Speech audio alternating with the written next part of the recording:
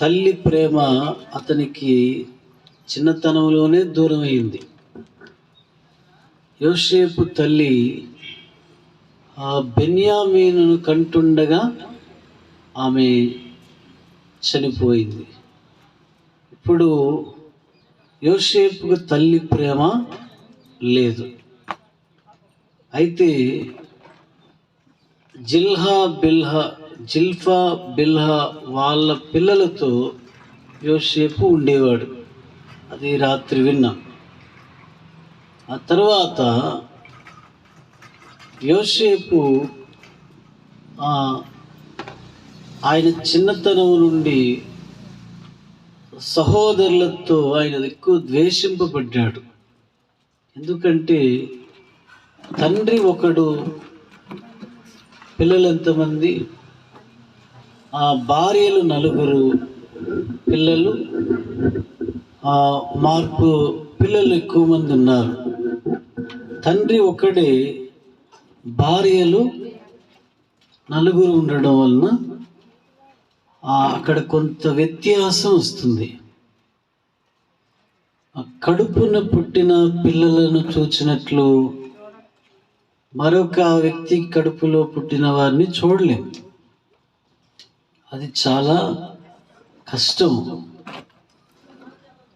లేయా రాహేలు సొంత అక్క చెల్లెలు, కానీ యోసేపు ఆమె దగ్గర లేడు, ఆమె పిల్లల దగ్గర లేడు. అంటే యోసేపుకి ఆమె పెద్దమ్మ అవుతుంది, కానీ అక్కడ లేడు. యోసేపు ఎక్కడ ఉన్నాడంటే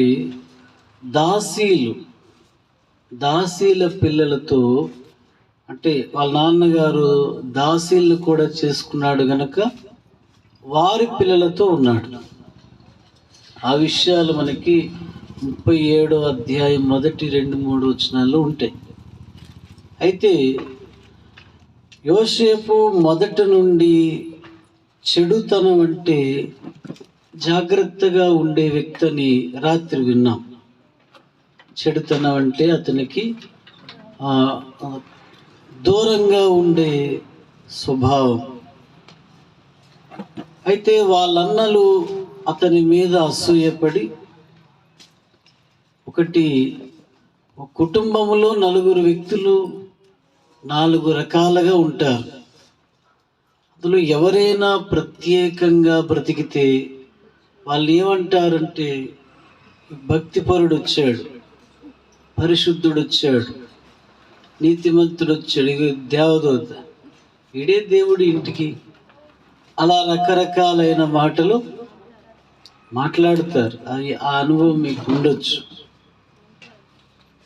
అయితే అలా అనడానికి కారణాలు ఏమిటంటే, ఇతను వాళ్ళలాగా ఉండకుండా ప్రత్యేకంగా ఉంటున్నాడు. ఆయన పేరు యోసేపు. ఆ ప్రత్యేకత వారికి నచ్చలేదు. ఈలోగా యోసేపుకు కలలు కనే ఒక వరం ఉంది. అతని కలలన్నీ దేవుని కలలే. ఎక్కువ నిద్ర వల్ల వచ్చే కలలు కాదు ఆయనవి. మనం ఏంటంటే బాగా పడుకుని పోయి కలలు కంటాం. ఈ కళలు మళ్ళీ నన్ను అడుగుతారు, దీనికి అర్థం చెప్తారు. ఇంకొక 2 గంటలు పడుకో, మరో కళ వస్తుంది. హల్లెలూయా. దేవుని కళలు అనేవి వేరు. దేవుడిచ్చే కళలు అవి పూర్తిగా వేరుగా ఉంటాయి. యోసేపుకు ఆ కళల భావం అర్థమైందో లేదో, కానీ కళలైతే ఎవరికి చెప్పాడు? తన అన్నదమ్ములకు చెప్పాడు. నిన్న రాత్రి నాకు కళ వచ్చింది, మీ గోధుమ పనులన్నీ నా పనకు నమస్కరిస్తున్నట్టుగా ఒక కళ చెప్పాడు. ఆ తర్వాత మరలా రెండోసారి ఒక కళ చెప్పాడు. సూర్య చంద్ర నక్షత్రాలు నాకు సాగిలపడి నమస్కరిస్తున్నాయంటే, ఈ 2 కళలు ఏమనుకున్నారంటే అన్నదమ్ములు, అంటే సూర్యుడు, చంద్రుడు, అమ్మ నాన్నగారు, ఆ 11 నక్షత్రాలు మేము నీకు నమస్కారం పెట్టాలా, ఆ 11 పనులు మేము నీ పనకు నమస్కారం మేము పెట్టాలి, నువ్వు మమ్ములను నువ్వు పరిపాలన చేస్తావా అని అతని మీద మునుపటి కంటే ఎక్కువ కోపం వచ్చింది. వాళ్ళకి ఏమొచ్చింది? ప్రత్యేకంగా ఉన్నందుకు ఒక కోపం ఉంది, అందులో ఇతనికి వస్తున్న కలలకు మరి ఇంకా ఎక్కువ కోపం వాళ్ళకు వచ్చింది. అంటే అన్నదమ్ములు ఇతన్ని అణిచేయాలని చూస్తున్నారు. కానీ కలలు ఎలా ఉన్నాయంటే ఇతడు గొప్పవాడు అవుతాడన్నట్టుగా ఉన్నాయి. అందుకు వారు 37వ అధ్యాయంలోనే ఈ కలలు కనేవాడిని చంపేద్దాం అనే ఆలోచన వాళ్ళు చేశారు. 37 వచనం చెప్పేస్తాను, ఆ తర్వాత చూసుకోండి. అది మనకు 18, 19 వచనాల్లో ఉంటుంది. ఈ కలలు కనేవాడిని చంపేద్దామనే ఆలోచనకు వాళ్ళు వచ్చారు. అయితే అది జరగలేదు. దేవుడు వాళ్ళ చేతుల్లో నుండి అతన్ని తప్పించారు. ఆ యోసేపును వాళ్ళు ఐగుప్తు అంటే ఇస్మాయేలీలకు అమ్మేశారు. ఇస్మాయేలీలు ఐగుప్తులో ఉన్న ఫరోకు అంటే ఫరో సైన్యాధిపతికి అమ్మేశారు. హల్లెలూయా. 2 సార్లు అమ్మబడ్డాడు. బానిసగా అతన్ని అమ్మేశారు. ఎంత ఎవరు చేశారు? అన్నదమ్ములు. ఇప్పుడు చెప్పండి, ఈ రక్త సంబంధాలు అనేవి ఎలాంటివి? ఇవి స్థిరమైనవేనా అని మనం ఆలోచిస్తే చెప్పలేము. Praise the lord. ప్రేమ అనురాగాలు అప్పట్లోనే లేవు, ఇప్పుడు ఉంటాయా? ఇప్పుడు హల్లెలూయా చెప్పారు. ఇప్పుడు ఈ టెక్నాలజీలో ప్రేమ అనురాగాలు ఇప్పుడు ఉంటాయి, అప్పట్లోనే అవి ఎంతో కొదువుగా ఉన్నాయి. అప్పుడు ఇటువంటి చలనచిత్రాలు లేవు, మనుషుల్ని ప్రేరేపించే ఆటలు పాటలు ఏమీ లేవు.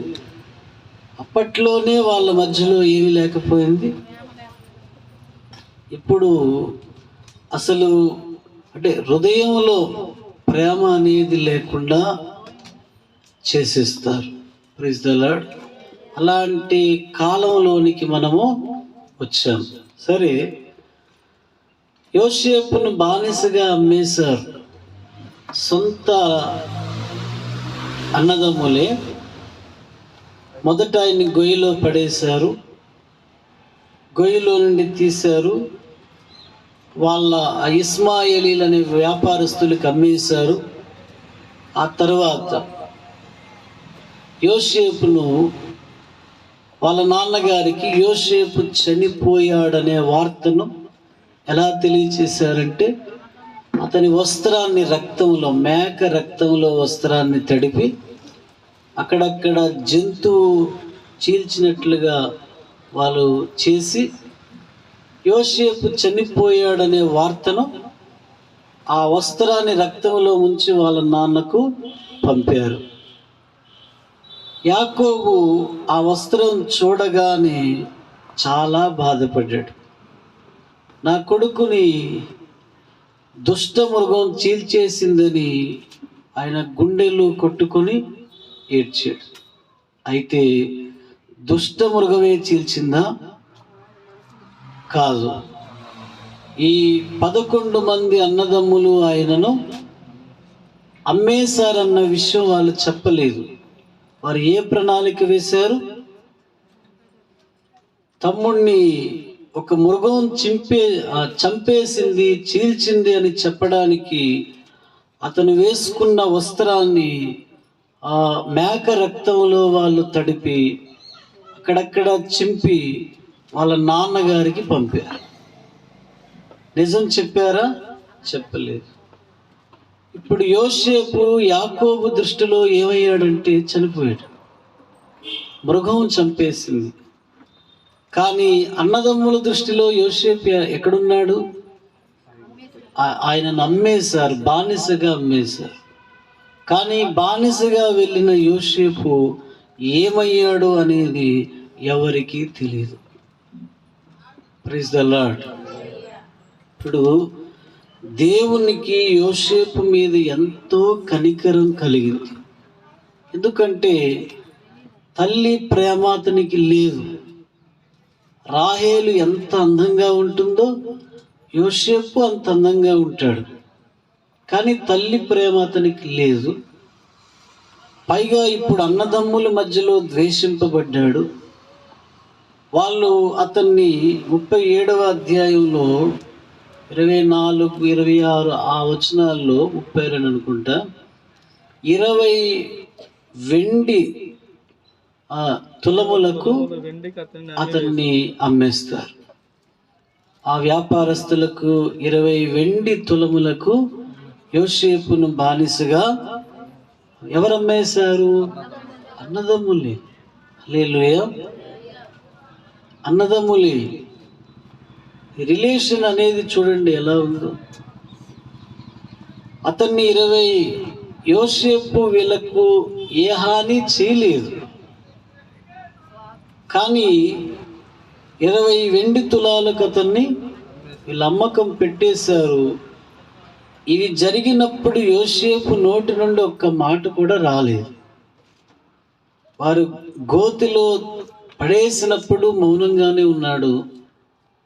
ఇస్మాయేలీలకు అమ్మేసినప్పుడు కూడా మౌనంగానే ఉన్నాడు. ఆయన ఐగుప్తు దేశానికి తీసుకొని వెళ్ళిపోయారు.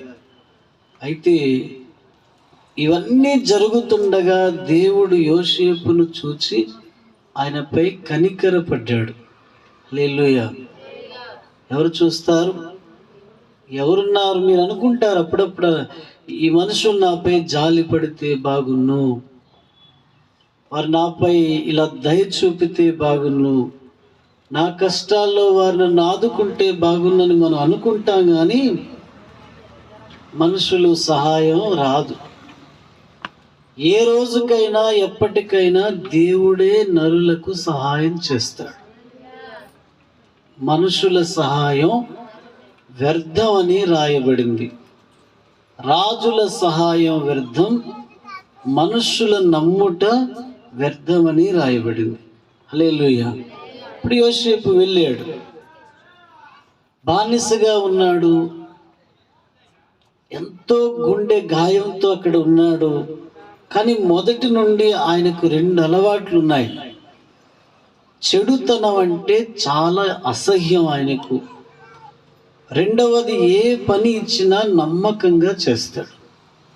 ఏ పని ఇచ్చినా అవతల వారు మర్చిపోవచ్చు, ఆయన లెక్క కూడా అడగక్కర్లేదు, అంత నమ్మకంగా పనిచేస్తాడు. యోసేపు 39వ అధ్యాయం ప్రారంభంలో పోతీఫర్ ఇంటికి వచ్చినప్పుడు అతడు నమ్మకంగా ఉన్నాడు. దేవుడు యోసేపును అక్కడ వర్ధిల్లేలాగా చేశారు. కొద్ది నెలల్లోనే యోసేపుకు ఆ గృహ నిర్వాహకుడయ్యాడు. ఆయన ఇంటి మీద అధికారిగా ఆయన మారాడు కొద్ది రోజుల్లోనే.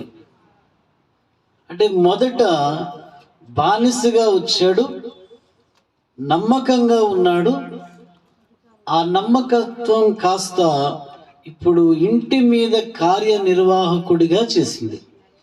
ఇప్పుడు ఇంటి మీద ఆయన కార్యనిర్వాహకుడిగా ఉన్నాడు. పోతీఫరుకు అతనికి బాధ్యతలు అప్పగించిన తరువాత ఆ ఇంటిలో ఏముందో లేదో కూడా ఆయన యోసేపుని అడగలేదు. ఎందుకంటే యోసేపు ఆ ఇంటిలో అడుగు పెట్టినప్పటి నుండి ఆ ఇంటిని, అతని యొక్క వ్యాపారాలను దేవుడు ఆశీర్వదించాడని రాశారు. ఇక్కడే రాస్తారు 4, 5, 6లో పొలములోనేమిటి ఇంటిలోనేమిటి యోసేపు ఆ ఇంటిలో అడుగు పెట్టాక ఆశీర్వాదం ఐగుప్తీనికి కలిగిందని రాశారు. ఇలాగా కష్టాల నుండి అప్పుడే ఇంకా తేరుకుంటున్నాడు యోసేపు. చిన్న చిన్న ఆయన అభివృద్ధి పొందుతూ జరిగిన సంఘటనలన్నీ అప్పుడే మర్చిపోతున్నాడు ఆయన. జరిగిన సంఘటనలు ఎలాంటివి? 11 మంది చిన్నవాడైన యోసేపును పట్టుకొని నేల గొయ్యిలో పడేసిన ఆ దృశ్యం ఎలాంటిది? అతన్ని వారు చంపాలని ఒక రోజంతా ఆ గోతిలో నుండి ఆయన అరుస్తుంటే వాళ్ళు కఠినంగా ఉండిపోయారు. ఆ సంఘటనలు ఎలాంటివి? అతని 2 చేతులు కట్టి ఇస్మాయేలు వర్తకులకు ఆయన నమ్మినప్పుడు అన్నదమ్ముల ముఖాలను యోసేపు అలా చూస్తూ ఉన్నాడు. ఈ సంఘటనలు ఎలాంటివి? ఇంకా అవి అప్పుడే మర్చిపోతున్నాడు ఆయన. క్రమక్రమంగా ఐగుప్తు దేశంలో దేవుడు ఆయన యొక్క పరిస్థితులు మార్చుకుంటూ వస్తున్నాడు. ఇంతలో మరో శోధన కలిగింది. పోతీఫర్ భార్య యోసేపు అందంగా ఉండడం, అది మనకు 6వ వచనంలో 39:6లో యోసేపు చాలా అందంగాను సుందరుడు అని రాసి ఉంటుంది. అతడు అందంగా ఉండడం వలన పోతీఫరు యొక్క భార్య కన్ను ఎవరి మీద పడిందంటే యోసేపు మీద పడింది. ఇప్పుడు చూడండి, అప్పుడప్పుడే ఇంకా పైకి వస్తున్నవాడు ఆయన. ఈమె అతని మీద కన్ను పడి నాతో పాపం చేయని ఆమె అతన్ని అడిగింది. అతడు 39:8లో 9లో చెప్పిన మాటలు చాలా బలమైన మాటలు. ఆయన ఏమన్నాడంటే, ఈ ఇంటిలో ఏముందో లేదో నా యజమానికి కూడా తెలియదు. అతడు నన్ను నమ్మి ఈ ఇంటినంతటిని నాకు అప్పగించాడు. నీవు ఆయన భార్య అయినందున నిన్ను నాకు అప్పగించలేదు. ఇంతటి దుష్కార్యం చేసి దేవునికి విరోధంగా నేను ఎలా పాపాన్ని కట్టుకుంటానని ఆయన పలికిన మాట అక్కడ ఉంది. మీరు చూడండి, ఎన్నో వచ్చిన అది 9. ఒకసారి నీవు అతని భార్య అయినందున నిన్ను తప్ప మరి దేనిని నాకు అప్పగింపగా ఉండలేదు. కాబట్టి నేనెట్లు ఇంత ఘోరమైన దుష్కార్యము చేసి దేవునికి విరోధముగా పాపము కట్టుకుందునని తన యజమానుని భార్యతో అనెను. Praise the lord. ఈ మాటలు చెప్పిన ఆ పోతీఫర్ భార్య ఆగలేదు. మరలా అతనితో దినదినము మాట్లాడుతూ వచ్చింది. ఆగలేదు ఆమె. కొన్ని రోజులు గడిచింది. ఆ తర్వాత ఒకరోజు ఇంటిలో పని ఉండడం వలన యోసేపు చాలా ఆతురతగా ఇంటిలోనికి వచ్చాడు. ఇంటిలోనికి రాగానే ఈ పోతీఫర్ భార్య అతని మీద పడి నాతో పాపం చేయమని చెప్పి ఒత్తిడి చేసింది. ఎంతో బలవంతం చేస్తే యోసేపుకు మరొక దారి లేక ఆమె చేతిలో అతని వస్త్రం వదిలి ఆయన బయటికి వెళ్ళిపోయాడు. అలా వెళ్ళిపోవడం చూచి వెంటనే ఆమె మరొక మాట మార్చింది. నేను ఒంటరిగా ఉండగా ఇతడు నా దగ్గరకు వచ్చి నన్ను బలవంతం చేయబోయాడు. నేను కేక వేస్తే అతను పారిపోయాడు. కావాలంటే అతని వస్త్రం నా దగ్గర ఉంది అని ఆ వస్త్రాన్ని సాక్ష్యంగా పెట్టింది. Praise the lord. ఆ వస్త్రాన్ని ఒక సాక్ష్యంగా ఉంచింది. భర్త రాగానే అతనికి ఇదే వివరణ చెప్పింది. నువ్వు తీసుకొచ్చిన బానిస నన్ను బలవంతం చేయడానికి చూశాడు, ఇదిగో ఆ వస్త్రం అని చెప్తే ఆయన అతన్ని జైల్లో పెట్టారు. అయితే ఆ జైల్లో దేవుడు యోసేపుపై కనికరం చూపినట్లు మనకు 21, 22, 23 వచనాల్లో మనకు కనిపిస్తుంది. హల్లెలూయా. దేవుడు ఆ చెరసాల్లో యోసేపుపై కనికరం చూపాడు. అప్పుడు ఆ జైల్లో ఉన్న అధికారి యోసేపుకు బాధ్యతలు అప్పగించి అతను విశ్రాంతి తీసుకున్నాడు. ఆ జైల్లో ఉన్న దొంగలు ఏం చేయాలో అవన్నీ యోసేపే వాళ్ళకు చెప్పేవాడు. Praise the lord. ఇది జరిగిన సంఘటన. ఇప్పుడు మీరు ఆలోచించండి, యోసేపు అనే ఇతను జీవితంలో ఎన్ని శ్రమలు ఉన్నాయి, ఎన్ని బాధలు అనుభవించాడు. మీరు ఆలోచించండి. అందరికీ ఉంటాయని కాదు, కొందరి జీవితంలో కష్టాలు శ్రమలు ఉండకపోవచ్చు. మా పేదరికంలో నేనైతే ఆకలికి ఒకసారి అడుక్కున్నాను, కొన్నిసార్లు అలా చేశాను. అలా అందరికీ ఉండకపోవచ్చు, అలా అందరికీ కొందరి శ్రమలు రకరకాలుగా ఉంటాయి. కొందరికి ఏ శ్రమలు ఉండవు. కానీ యోసేపు శ్రమలు భిన్నమైనవి. ఉమ్మడి కుటుంబం చాలా కఠినమైన సమస్యలను ఎదుర్కోవలసి వచ్చింది. ఆయన ఏ భోజనం దగ్గర, నీళ్ళ దగ్గర, బట్టల దగ్గర తృణీకరింపబడితే పర్వాలేదు, పూర్తిగా అన్నదమ్ములు అతను ఉండకుండా చేయాలనే ఆలోచనలకు వాళ్ళు వచ్చేయడం అతని శ్రమ ఎక్కువైంది. ఇప్పుడు తల్లి లేదు యోసేపుకి, ఎవరు లేరు, తండ్రి కూడా లేకుండా చేసేసారు. ఎక్కడా కనాను, ఎక్కడో ఐగుప్తు, అక్కడికి ఆయనను వాళ్ళు పంపేశారు. ఇక వీళ్ళ జీవితాలు వీళ్ళు గడుపుకున్నారు. కానీ దేవుడు అందరినీ చూస్తాడనే విషయం మనకి అధ్యాయం ద్వారా తెలుస్తుంది. Praise the lord. కష్టాలు పడిన వారిని అందరినీ దేవుడు చూస్తారు. శ్రమలు, నిందలు, అవమానాలు, దుఃఖం, వేదన, చాలా కఠినమైన పరిస్థితుల మధ్యలో ఉన్నవారిని కూడా దేవుడు లక్ష్య పెడతారు. ఆయన చూచుచున్న దేవుడని ఆయనకు పేరుంది. అందుకే యోసేపుని ఎవరు చూశారంటే దేవుడే చూశారు. ప్రతి చోట మనకు మాట కనబడుతుంది, యెహోవా యోసేపుకు తోడై ఉన్నందున అని రాసి.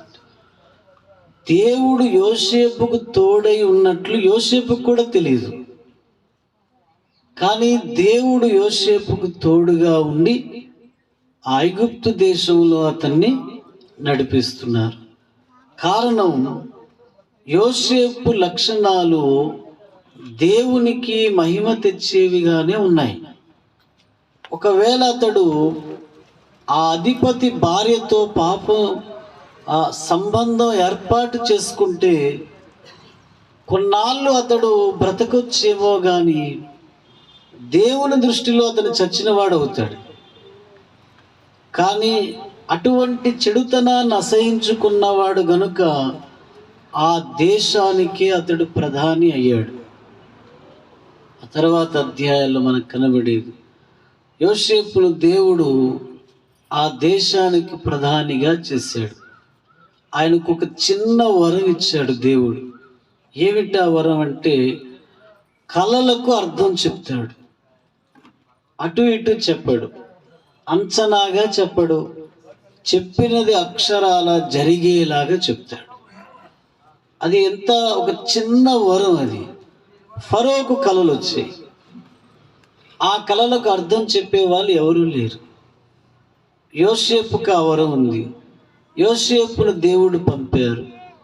ఫరో 2 కలలకి ఇతడు అర్థం చెప్పగానే ఫరో అతని చేతి ఉంగరం తీసి యోసేపుకు పెట్టి ఇతడే ప్రైమ్ మినిస్టర్ అని ప్రకటించాడు. చిన్న వరం అండి అది. ఎవరు? చిన్న వరముతో ఓ దేశానికి అధికారిగా దేవుడు. ఎందుకంటే యోసేపు జీవితం దేవుని చేతిలో ఉంది. ఎవరి చేతిలో?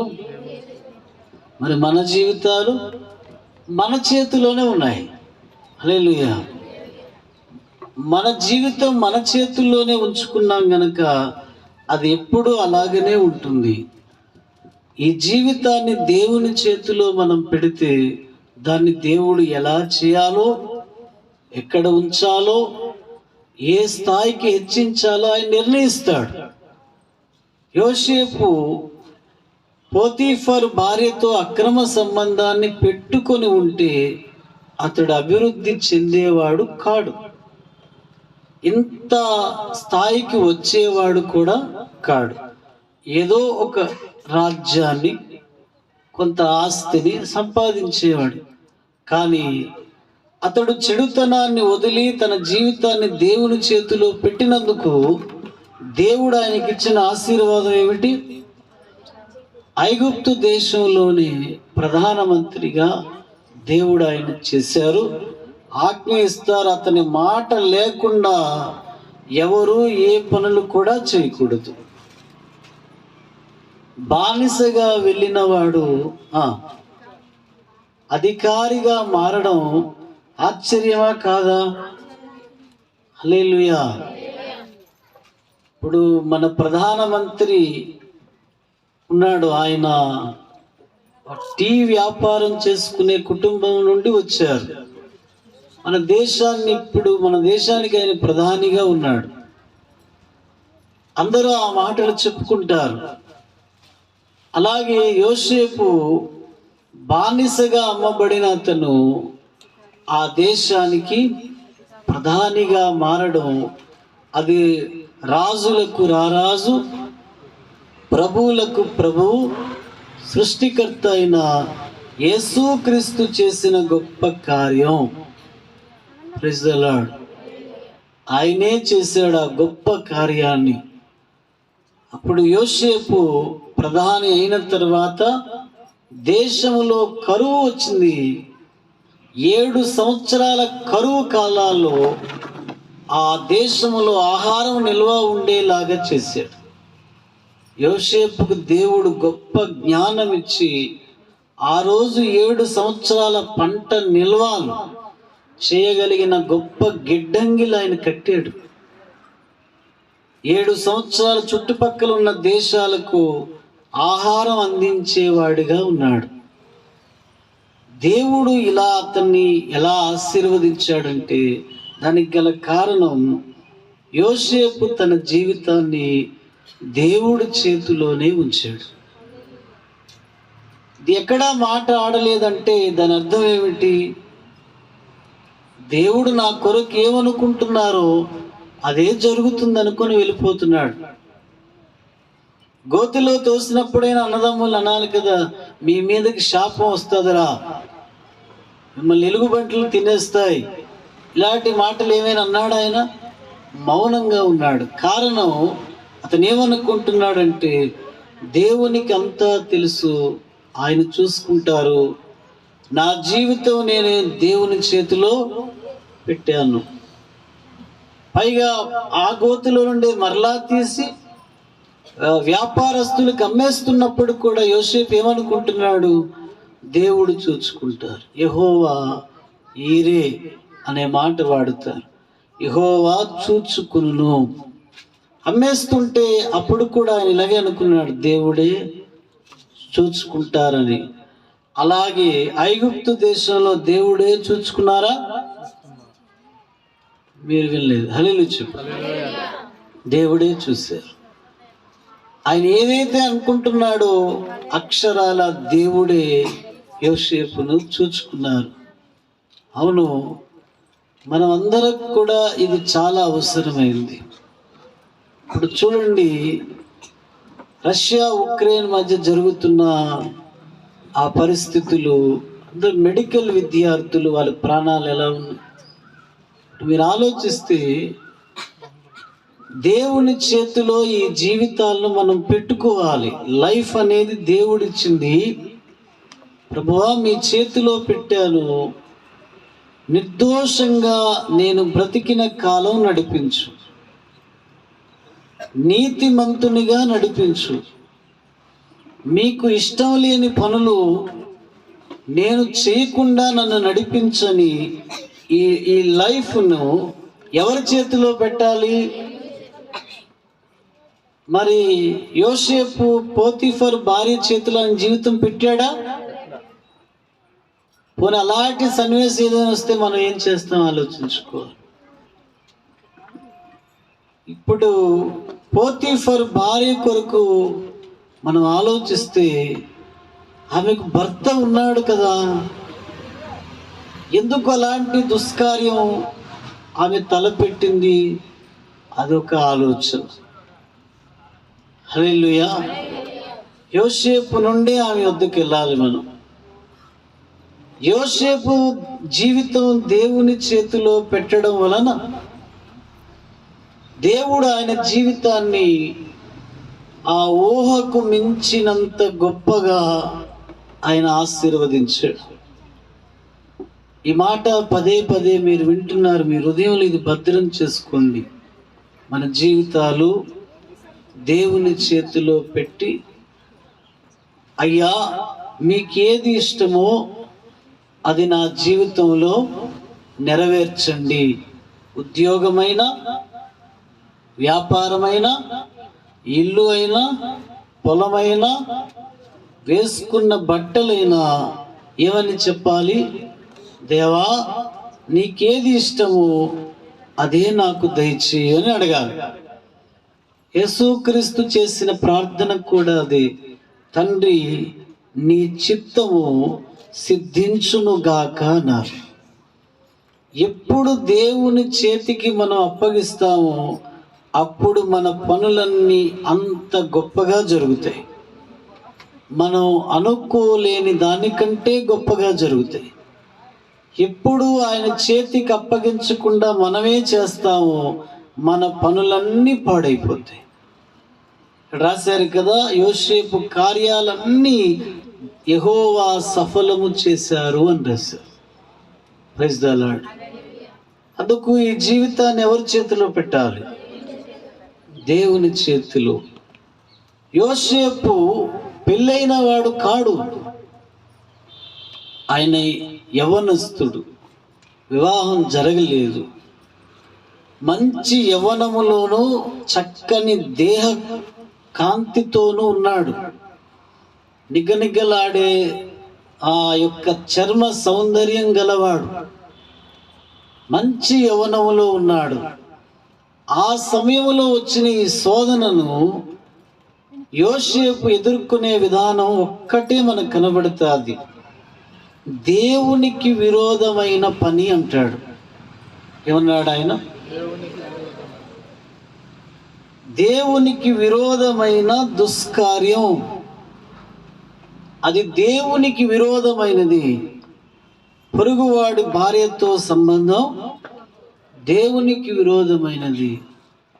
వివాహం కాకుండా తప్పు చేయడం అది దేవునికి విరోధమైనది. అక్రమ సంబంధాలు దేవునికి విరోధమైనవి. అందుకు ఆయన ఏమన్నాడు? ఈ దుష్కార్యం దేవునికి విరోధమైన దీన్ని నేను ఎలాగా చేస్తాను అని అతడు అన్న మాటలోనే అతడి భక్తి విలువలు మనకు బయటపడ్డాయి. హల్లెలూయా. అయినా ఆ స్త్రీ ఆగలేదు. దినదినము అతన్ని ఇంకా ఆమె శోధిస్తూనే ఉన్నది.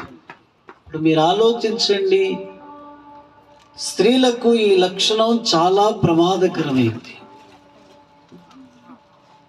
సామెతల గ్రంథంలో రాశారు, గుణవతి అయిన స్త్రీ దొరుకుట అరుదు, అది ముత్యముల కంటే కోరదగినది.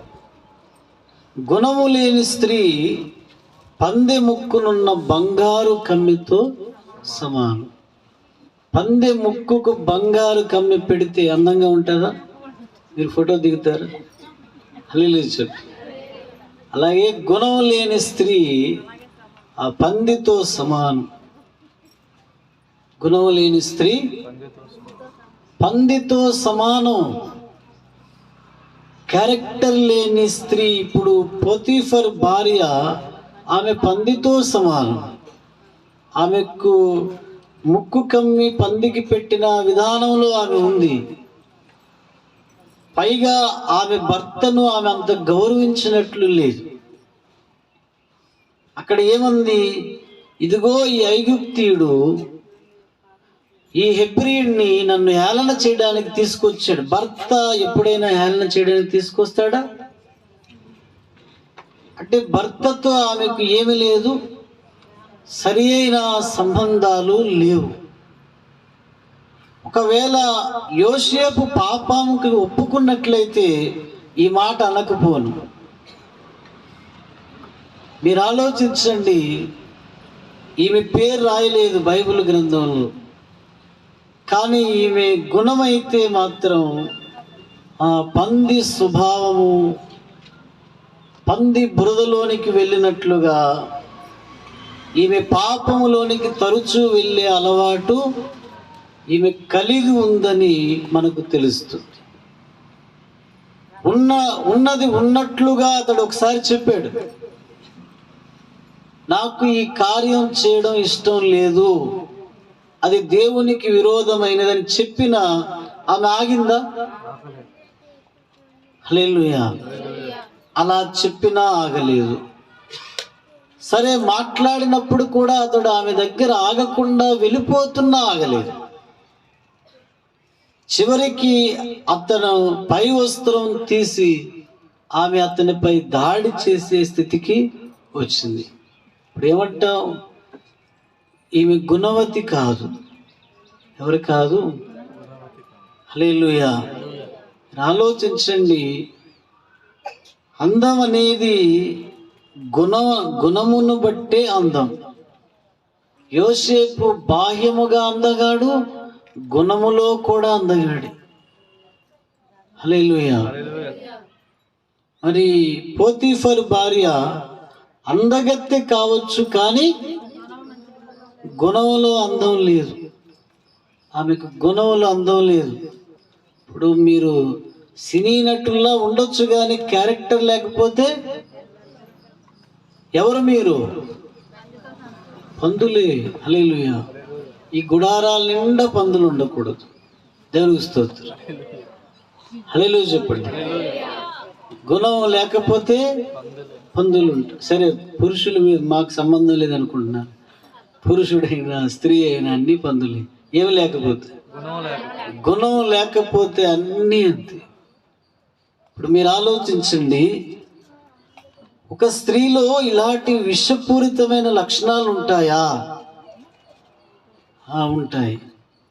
ఇలాంటి విషపూరితమైన లక్షణాలు ఉంటాయా? ఇంత భయంకరమైన చెడుతనానికి వాళ్ళు ఒడిగడతారా? ఇంత క్రూరమైన చేష్టలు వారు చేస్తారంటే చేసే అవకాశాలు ఉన్నాయి. మన ఎవరు 51వ కీర్తన ప్రకారం పాపములో చెప్పండి, పాపములో పుట్టాము, పాపములో పెరిగాము, పాపం చేస్తున్న స్వభావము కలిగిన మనుషుల మధ్యలో మనం బ్రతుకుతున్నాం అని దావీదు ఆ కన్నీళ్లతో చేసిన ప్రార్థన. అది 51వ కీర్తన. అయ్యా, నా పాపాలను బట్టి నన్ను విసిరివేయకండి, శుద్ధ హృదయాన్ని నాకు దయచేయి, స్థిరమైన మనస్సు నాకు నూతనంగా పుట్టించు. నేను పాపములో పుట్టాను, పాపములో పెరిగాను, పరిశుద్ధాత్మను నా నుండి తీసివేయకు, విరిగి నలిగిన మనస్సు నాకు ప్రసాదించు, మరలా నీ సన్నిధిలో నేను ఉంటాను. ఇలా అతను ఎందుకు పశ్చాత్తాపడి ప్రార్థన చేస్తున్నాడంటే, అతడు ఒక పొరుగు వాని భార్యను పాడు చేశాడు, అందుకు ఆయన ఏడుస్తున్నాడు. ఇక్కడేమో పోతీఫరు భార్య ఈ యొక్క అఘాయిత్యానికి ఆమె పాల్పడింది. అందుకు మీరు ఆలోచిస్తే అసలు ఆ రోజు యోసేపు జీవితాన్ని నాశనం చేయడానికి ఒక ఆమె లేచింది. ఈరోజు కూడా సమాజాన్ని ఎక్కువ పాడు చేస్తున్న వాళ్ళు ఎవరు? మహిళా లోకం. హల్లెలూయా చెప్పండి. ఎవరు పాడు చేస్తున్నారు? మహిళలే. మీరు ఆలోచించండి. ఈరోజు కూడా సమాజాన్ని ఎక్కువగా పాడు చేస్తున్నవారు, మీకు కోపం వచ్చేస్తుంది, అన్నం తినకుండా వెళ్ళిపోకండి. హల్లెలూయా చెప్పండి. మహిళలే పాడు చేస్తున్నారు. మీరు ఒక సినిమాను ఉదాహరణగా తీసుకోండి. ఆ హీరోకి ఇచ్చిన బట్టలు చూడండి, ఒంటి నిండా ఉంటాయి. కానీ హీరోయిన్కి ఇచ్చే బట్టలు చూడండి, ఒంటి నిండా ఉంటాయా? మీరు చూడలేనట్టుగా మాట్లాడతారు. మరి హల్లెలూయా చెప్పాడు. ఒంటి నిండా ఉండవు ఆమెకి బట్టలు. ఇక్కడికి ఈ భాగం ఆమె కనబడాలి, ఈ భాగం కనబడాలి, ఇక్కడ తొడలు ఆమె కనబడాలి. అసలు ఆమె శరీరం మీద బట్టలు సరిగ్గా ఏ డైరెక్టరు, నిర్మాత ఉంచడు. ఎంతో వాళ్ళ శరీర అవయవాలు కనబడకుండా మాత్రం వాళ్ళు వదలగలరు. అది చూసి ఇంకనూ వాళ్ళకు అనేక రకములైన కవలికలు నేర్పిస్తారు. నువ్వు ఇలాగా నవ్వాలి, ఇలా కదలాలి, ఇలాగ నువ్వు ఈ ఎక్స్పోజింగ్ ఇలా చేస్తుండాలి, ఇలా ఇవి చెప్తారు వాళ్ళు. అంటే ఇప్పుడు మీరు ఆలోచిస్తే ఈ చలనచిత్ర పరిశ్రమలో కూడా స్త్రీలనే వాడుకుంటున్నారు. ఎవరిని? స్త్రీలనే వాడుకుంటున్నారు, సమాజాన్ని పాడు చేస్తున్నారు. ఈ మొబైల్ ఫోన్లో కూడా స్త్రీల యొక్క వస్త్రధారణ ఏమీ బాగోదు. కెమెరాల ముందు వాళ్ళు విచిత్రాలుగా వారు అర్ధనగ్నతను ప్రదర్శిస్తున్నారు. సమాజాన్ని పాడు చేస్తున్న వాళ్ళ స్థాయిలో, ఒక శ్రేణిలో చూస్తే ఎక్కువ ఎవరున్నారంటే ఈ స్త్రీలే కనబడుతున్నారు. కుటుంబాలు పాడు చేస్తున్న వాళ్ళు వీరే. పురుషులను పాపానికి రేపుతున్న వాళ్ళు కూడా వీళ్ళే.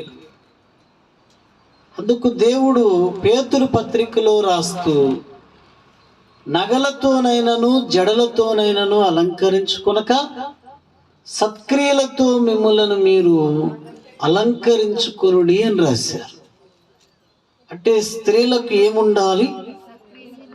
సత్క్రియలు ఉండాలి. పోతీఫర్ భార్యకి ఏముంది? గొప్ప సత్క్రియలు గలది. హల్లెలూయా. స్త్రీలకు ఏముండాలి? సత్క్రియలు ఉండాలి. ప్రేమ, దయ, తగ్గింపు, మర్యాద, గౌరవం, సహాయ గుణము, పవిత్రత, ఈ యొక్క సత్క్రియలు వాళ్ళలో లేవు.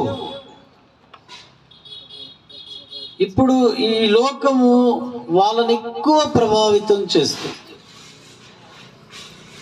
వీళ్ళ వస్త్రధారణ సగానికి సగం మంది ప్రజలను పాడు చేస్తుంది. దేవుడు ఈ మాటలు చెప్తున్నారు, నేను కాదు. వీళ్ళ యొక్క వస్త్రధారణి చాలా మంది జీవితాలను పాడు చేస్తుంది. మీరు ఆలోచించండి. అందుకు ఆడపిల్లలు పుట్టారని సంతోషించాలా, పుట్టిన వీళ్ళు సరిగా ఎదగడం లేదని దుఃఖపడాలో తెలియడం లేదు. పోలీస్ స్టేషన్లో తల్లిదండ్రులు నిలబెడుతున్నారు. వారి ఇష్టానుసారమైన వివాహాలు వారు చేసుకుంటున్నారు. వారి నిర్ణయాలు వాళ్ళవే. వారికి నచ్చినట్లుగా ఉంటున్నారు. బాగులేదు. సమాజం బాగా పాడైపోయింది.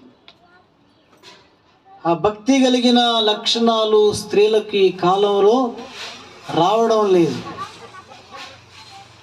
భక్తి లేని లక్షణాలు నేర్చుకోవాలంటే కుప్పలు తెప్పలుగా ఉన్నాయి భూమి మీద.